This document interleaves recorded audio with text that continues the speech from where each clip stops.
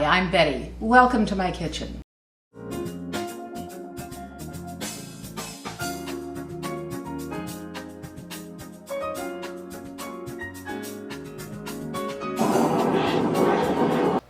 Today we're going to make one of my favorite cakes called a walnut roll. This is a cake I've been making probably for the last 35, 40 years or so. And I thought I remembered which cookbook I had gotten it from. But when I went to look the other day, I was mistaken. So sadly, I have no idea where this recipe came from. But I do love it, and I think you might too. So the ingredients for this are 7 eggs, which I have separated. Yolks in one bowl, whites in the other. Incidentally, it's good to do it ahead of time since warm egg whites beat up to more volume than cold. And the only other ingredients are 1.5 cups of walnuts, which I have ground in a food processor, as you can see, to a fairly fine grind. I've got 1 teaspoon of baking powder and 3/4 cup of sugar. And the only other ingredients we're going to use in this will be 1 cup of heavy cream with 1 teaspoon of vanilla and some powdered sugar to finish it off. But we'll do that once our cake is baked. But first, let me show you a really quick way to line a cake tin. And I'm using a jelly roll pan, which measures approximately 10 by 14 inches. And I'm using non-stick foil to line this. I'm just pressing down lightly, and then I'm going to flip it over, and as you can see, it fits right in. I love this non-stick foil for so many things. And if you don't have this, you certainly can line your cake pan with wax paper. Simply oil the pan first, and then line it with wax paper and oil it again. I'm going to get some soft butter right now and just give this a light brush. So I've combined the sugar and the egg yolks in my bowl, and I've got the whisk attachment on the mixer, and I'm going to turn this on, let them mix, then I'm going to turn it up high and let it go for a few minutes until it's called what's formed a ribbon. How long this is going to take is going to depend on your mixer, but I'll show you the texture that you need as soon as we get there.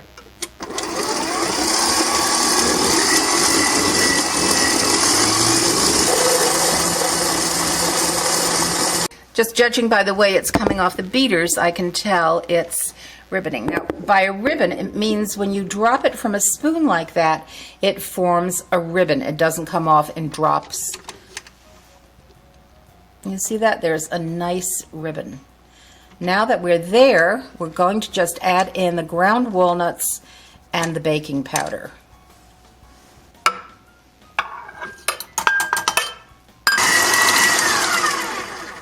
And that looks pretty good. So now we're ready to beat our egg whites.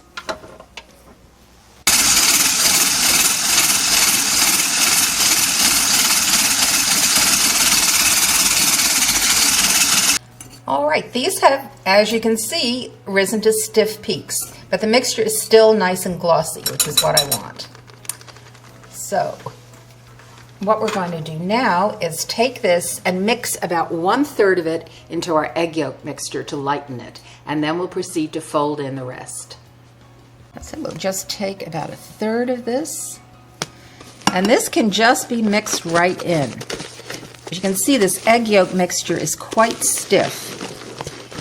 And by doing this in 2 parts like this, it allows me to fold the rest of the egg whites in without deflating them. And of course, the egg whites are the essential leavening in this.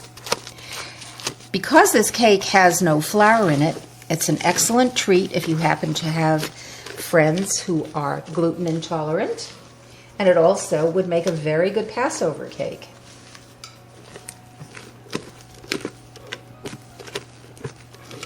Just want to make sure I've gotten all of the heavier parts of this batter mixed in.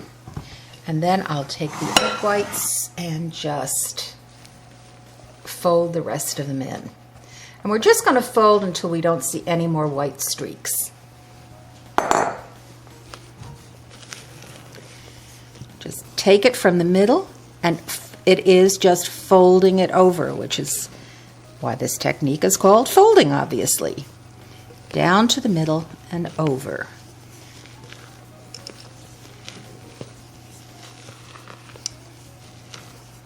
It's amazing that these simple ingredients bake up into really quite a lovely cake with lots of flavor from these nice walnuts.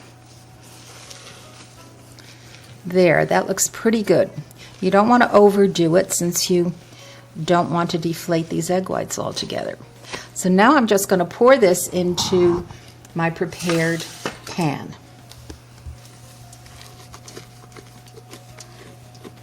And I should mention I've preheated my oven to 350 degrees. And this cake is going to bake, believe it or not, in just 15 to 20 minutes. So it's quite a quick thing to make.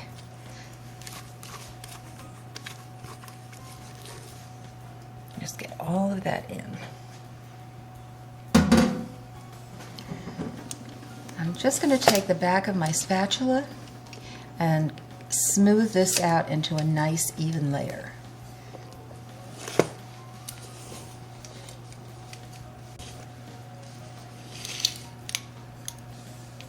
That slight whirring you hear in the background is from the oven. While it is a convection oven, that is not the convection fan. It's just the automatic fan that goes on with that. Make sure I get the corners even, and that looks pretty good.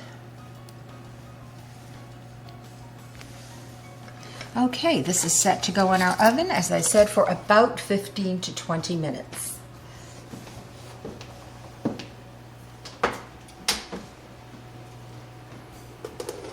Put it right in the middle there. And I'll set my timer for 15 and check it then. I did give this the additional 5 minutes, baking it for a full 20 minutes. I wanted it just nicely browned on top. You can see it's beautifully risen. Although as it cools, it's going to sink and pull away from the sides of the pan.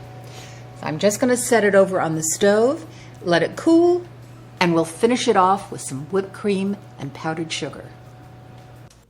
So to finish our cake, I'm going to whip together a cup of heavy cream and a teaspoon of vanilla.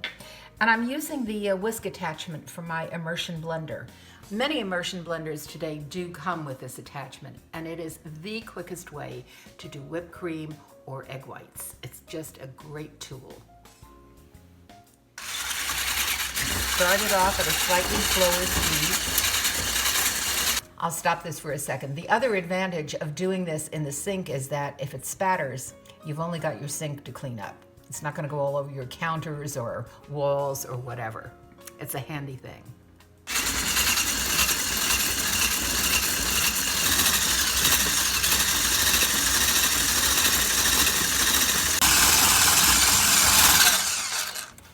Okay, that looks good and we're just there. Obviously, you don't over want to do it because you're going to end up with butter. So we'll set this aside and go and turn our cake out. You can see that the cake in cooling has pulled back. It shrunk a little from the sides of the pan, which is a good thing. It'll make for an easy release. So what I've done is I'm lining this with a sheet of wax paper, and I'm going to lightly coat this with some powdered sugar.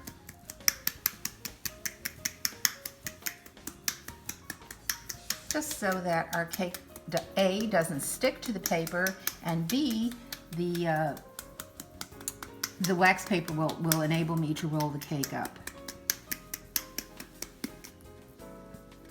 Okay.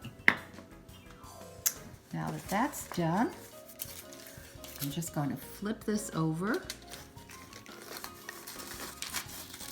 I'll release the foil.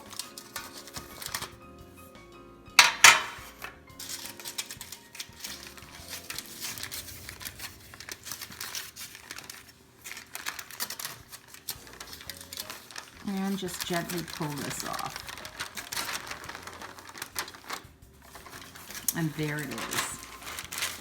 This cream out onto our cake.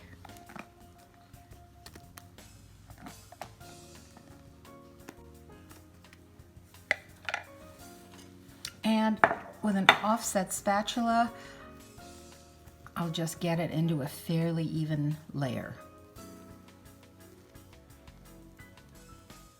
I want to get it out to the edges.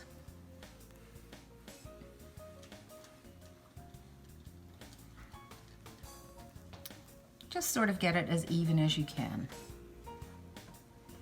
That's pretty good.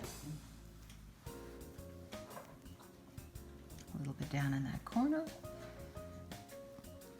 And I think we're good to go. All right, so what I'm gonna do is turn this board around, and I'm gonna roll it from this end. One little corner was not as neat as the other, so I'm gonna put that corner on the inside where it doesn't matter. I'm using my wax paper, just gonna help this to roll it up. And you want a fairly tight roll. It doesn't really matter if this cracks a little. I'm going to give it a nice sprinkling of powdered sugar. And as you get the wider roll at the end, the cake isn't going to crack anyway, so not to worry. We'll hold this in place to get a nice roll on that.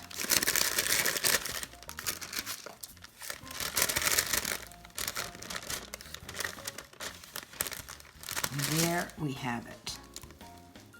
Beautiful cake roll. Now what I'm going to do is get my platter.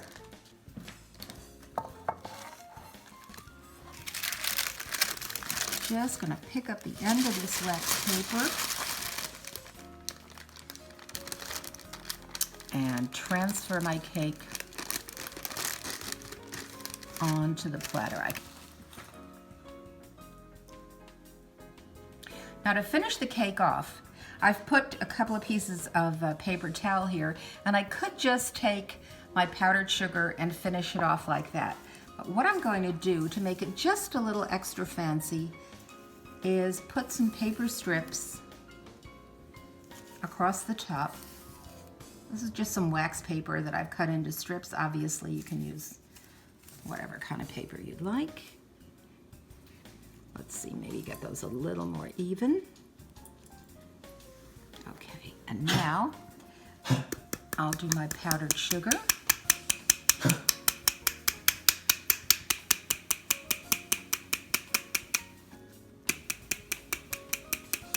And if you don't have one of these handy shakers, obviously just put some in a small sieve and do that. And then I can take this off.